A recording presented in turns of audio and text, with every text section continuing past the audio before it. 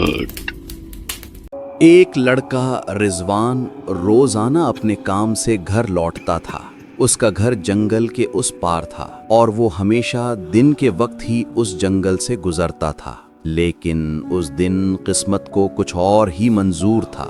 उसे काम से देर हो गई, सूरज गुरूब होने को था और जब वो जंगल के रास्ते पर चला तो चारों तरफ खौफनाक खामोशी छाई हुई थी। उसे महसूस हुआ जैसे कोई उसके पीछे चल रहा हो। हर तरफ सन्नाटा, जैसे दरख्त भी सांस रोककर उसे देख रहे हों। कभी दरख्तों के ऊपर से, कभी झाड़ियों के बीच से। चलते चलते वो एक दो राहे पर पहुंचा। दो रास्ते थे, एक लंबा और महफूज, दूसरा छोटा मगर खतरनाक। उसने सोचा, शॉर्टकट ले लेता हूँ, जल्दी घर पहुंच जाऊंगा। लेकिन उस छोटे रास्ते के बारे में लोग अजीब कहानियां सुनाते थे। कहा जाता था वहां बदरूहें रहती हैं, कभी आग आसमान में नाचती दिखाई देती है, कभी कोई साया दरख्तों में छुप जाता है। रिजवान के कदमों की चाप तेज होने लगी। अचानक उसे महसूस हुआ जैसे किसी ने पीछे से उसके कंधे पर हाथ रखा। वो पलटा मगर वहां कोई न था। उसका दिल तेजी से धड़कने लगा। अभी वो संभला ही था कि किसी ने उसका नाम पुकारा, रिजवान। उसने मुड़कर देखा, उसका दोस्त अली खड़ा था।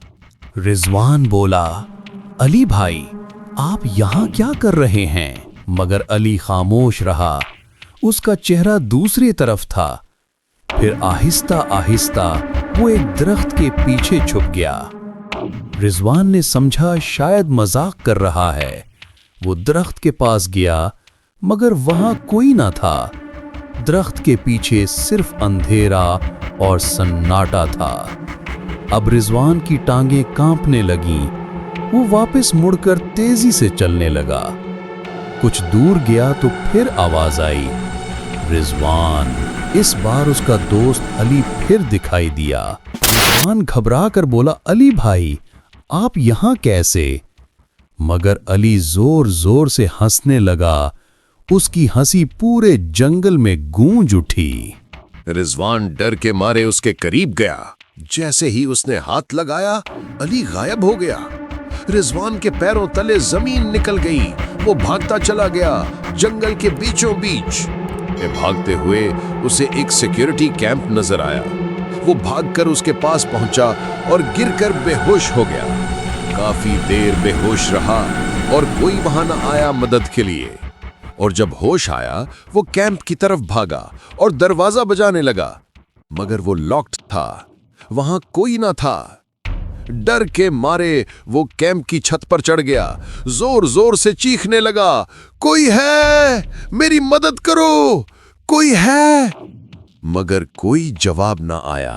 अचानक उसके पीछे से हवा की एक तेज लहर आई और एक हवाई मखलूक उसके पीछे नमूदार हुई। उसने रिजवान के कंधे पर हाथ रखा। वो खौफ के मारे पीछे गिर गया और कैंप की छत से नीचे जा गिरा। उसकी टांग टूट गई और दिमागी तौर पर कमजोर हो गया। कुछ अरसा इलाज चलता रहा मगर आखिरकार रिजवान इस खौफनाक वाक़े के चंद माह बाद दुनिया से रुखसत हो गया। अल्लाह हम सब पर अपना करम फरमाए और हमें हर बला से महफूज रखे। अपना और अपने प्यारों का ख्याल रखें।